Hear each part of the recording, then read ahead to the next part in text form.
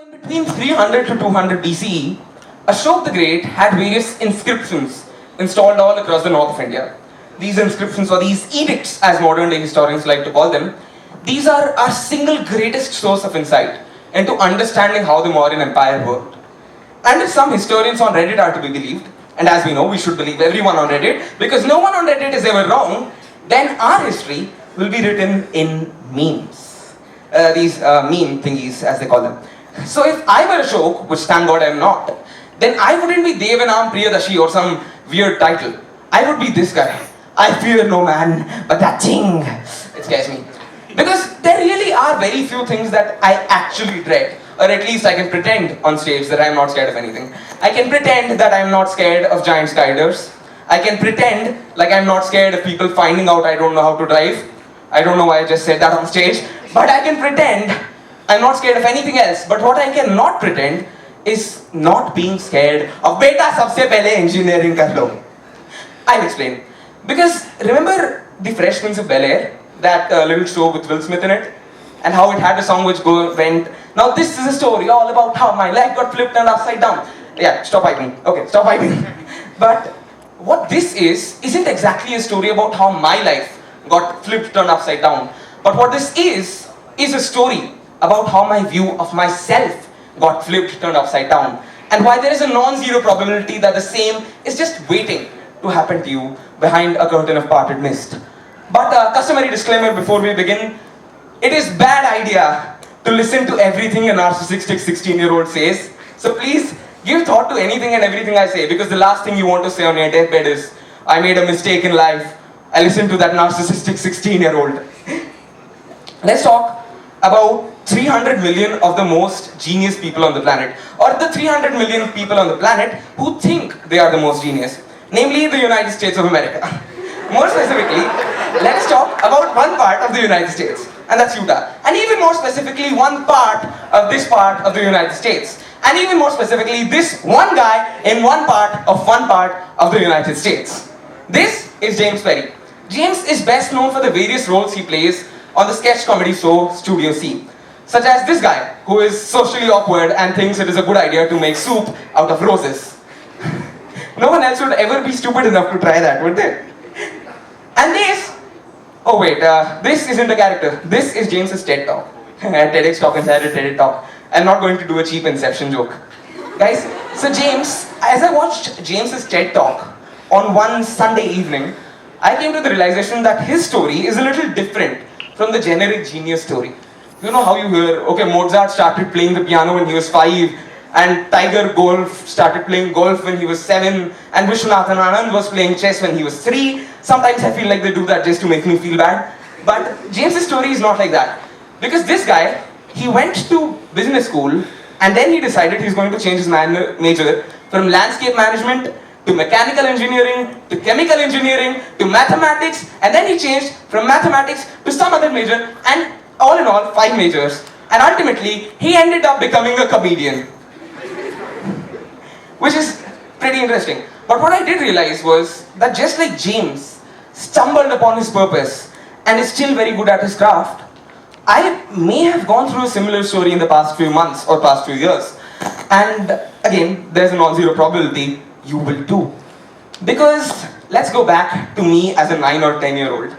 To me at this age, my path in life was clear, set, very, very clear. I was going to do exactly what society wanted me to do. Because why not? People much smarter than me had decided this path for me, and obviously it would be best for me if I just followed what they said. And so, just like so many other Indian students, I saw 3 paths ahead of me. IIT, AIMS, and meh. And I decided I was going to do what everyone told me to do. And in this race of trying to do what everyone told me to do, I'm not even sure how I ended up on my goal in this first place. Because all of a sudden, a 9-year-old kid had a sacrosanct, ever so set in stone goal that he wanted to achieve, but he didn't know why he had that goal. I certainly hadn't decided in a counseling session that I wanted to be an engineer. I certainly hadn't been tangibly pressured by society into this decision, and I most certainly had not decided it based on what I wanted to do after a degree. Because to me, life sort of ended after a degree. You know, when you're 9, you can just look that far. Everything ahead is just a blurry mist. But, so this is what I had. And 9-year-old me thought, okay, I'm going to be what, like 17, 16 when I give the exam? I have this time in between. How about I use this time to do some other stuff? And even though this other stuff I would do it only as a distraction. Just as some time pass I have to do before I'm allowed to give the exam because of some stupid technicality they call age or something. What's it? Age? Yeah. Anyways, so out of this technicality I decided I'm going to enter a period of my life which I like to call the Great Random. Which sounds like the name of a villain from a Bollywood movie, but it isn't. Because it was a period of my life. And in this period of my life, I decided I'm going to try out as much stuff as possible. Even though I am not going to put my heart into that stuff. Because why would I? After all, I have one sacrosanct written in stone goal, and that is IIT. And so I did a bunch of stuff. As you can see, I was very happy playing the piano. As you can also see, I got super into dinosaurs and decided that dinosaurs were my best buddies and I wanted to be an astronaut when I grew up. I started saying wacky stuff like cycling is my passion and started cycling and doing cyclothons and stuff. And also I got super into cars. At one point, this is like the holy duopoly of what car people treat as gods. You know, Jeremy Clarkson and Lewis Hamilton. But because I was 9, I had one more, so it was a trinity like, Lightning McQueen, ka-chow! Disney, please don't sue me. And just as I was doing all of this, I picked up a penchant for reading as well. And along with reading came writing. At one point I read all the 50 plus Hardy Boys books in the school library. You know how starved for reading you have to read those books? They're very weak. Anyways, and I also at one point wrote a 100-page plus manuscript for a book I wanted to publish on my own. And that manuscript, I buried it somewhere very, very deep. Because I was scared that I was enjoying this too much. And the last thing I wanted to do in life was to enjoy something as mundane as writing and then end up doing that in life. Oh my god, that would be such a terrible life, wouldn't it? Doing something you love. And also, that book was terrible anyways. So thank God no one can find that manuscript anymore. Because otherwise, my childhood would crumble before my eyes. Remember this? How many of you do? Because this used to be on Pogo all the time. Go there and it's either Chhota Bheem or this movie. And I realized the funniest scene I found in this movie was that guy who used to go to a different class every day, remember? You know, he'd go to a different class and then he'd be bored and he'd come back. I was like that guy and life was good. Except I was actually enjoying like all of the classes. Whatever I did, I sort of enjoyed it. But my brain didn't let me. Because anytime I thought, okay, this is actually sort of fun, maybe I might want to, a crack team would assemble, of neurons of course, not a real crack team, and they would go right there and grab any thought of any other enjoyments out of my mind. Because this was only a special time period, like a limited time offer. I could have fun now, but at the end, I would have to get back to that sacrosanct goal, right below the horizon. I'm not pointing at you, I'm pointing at an imaginary thing, sorry. And that sacrosanct goal sat waiting for me. There were a few things that I did not enjoy, such as art, because as you can see, I'm clearly a very talented artist, with my rivers coming out of the sun and everything. So I was back where I had begun. But then one thing came over to change it all. Because of course, we cannot possibly have a thing without a mother in it. So my mother decided to start speaking to me about encouraging me to start doing different aspects of stuff and maybe look at different things I wanted to do. And these would often be responded to just with irate, mildly irritated responses from me. So, you know, publicly my mother would suddenly shout, we're at the mall, Deval, have you considered being a paleontologist? Mama! Deval, do you want to be a scientist? Mama! Deval, what does a geologist do? Mama! Deval, what does a geologist do? Mama, I already told you, I don't want to be a geologist. As you can see, this is a very accurate representation of me speaking to my mother. But then something changed. And this something, of course you have the greatest hero of all, the coronavirus, and the greatest villain of all. Because 2020 changed everything. All of a sudden, our classes went from offline to online, and all of a sudden my schedule went from being jam-packed with activities to completely brazen. But only for a while.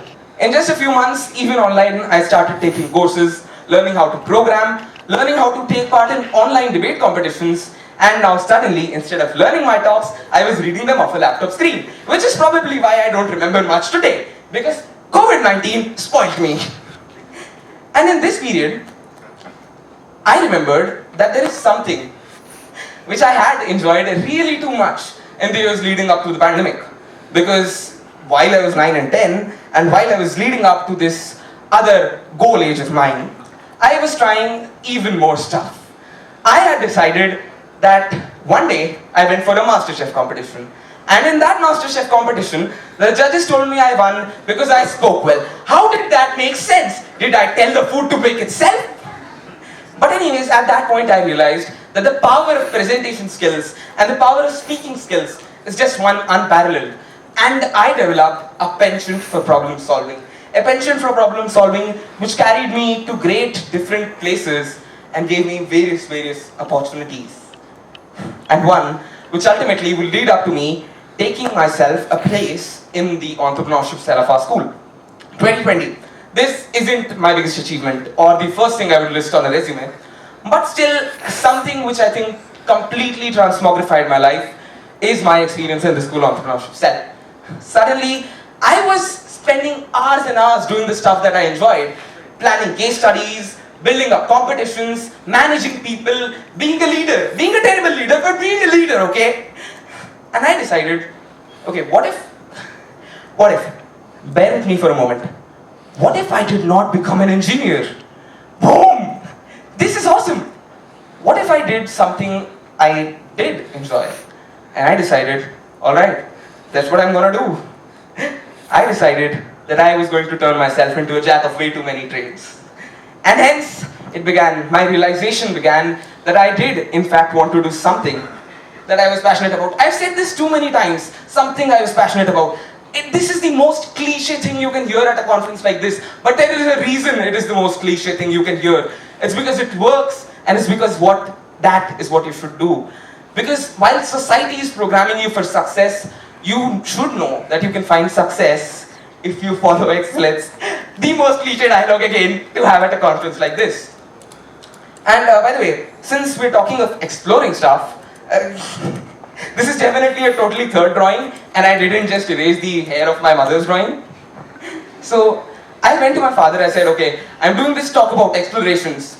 And he said, cool, really cool. What you should do is title it after some explorer or something. My father doesn't sound like that, I'm just trying to do a different voice from my own.